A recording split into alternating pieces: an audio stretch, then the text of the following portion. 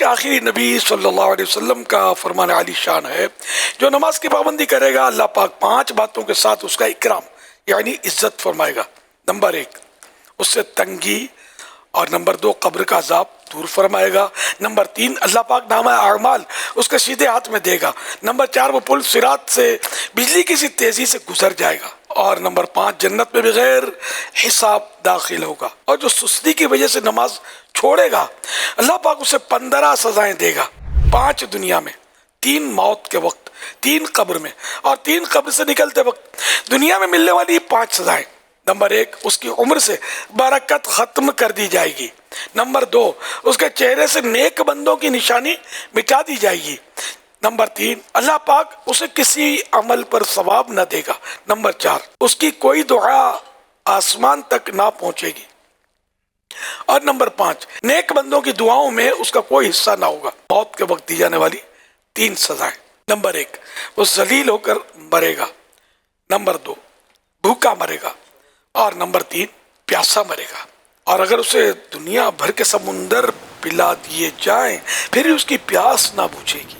قبر میں دی جانے والی 3 سزائیں: نمبر 1 اس کی قبر کو اتنا تنگ کر دیا جائے گا کہ اس کی پسلیاں ایک دوسرے میں داخل ہو جائیں گی۔ نمبر 2 اس کی قبر میں آگ بھڑکا دی جائے گی، پھر وہ دن رات انگاروں پر الٹ پلٹ ہوتا رہے گا۔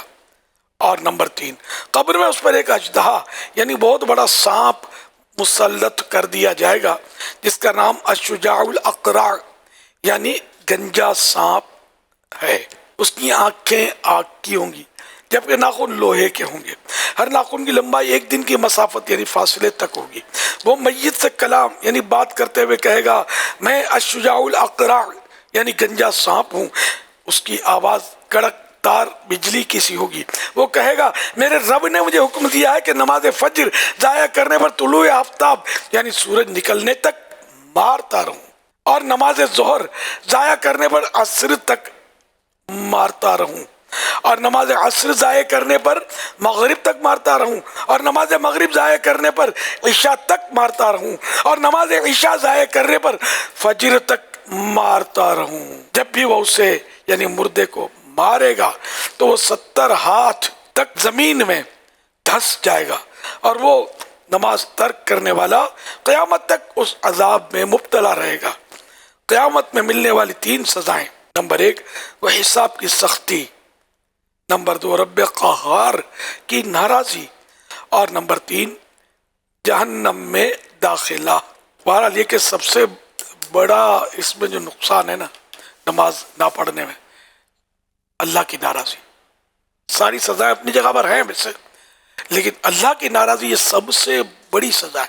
اگر کوئی اس پر غور کر لے تو، اور ہمیشہ مطلب یہ ذہن میں رکھے، وہ گڑگڑاتے رہیے اللہ کی بارگاہ میں کہ یا اللہ تو راضی رہنا، مولا تو راضی رہنا، تو ناراض نہ ہونا۔ اگر رب ناراض ہوگا تو پھر بربادی مقدر ہے۔ اللہ پاک ہمیشہ کے لیے ہم سے راضی ہو جائے۔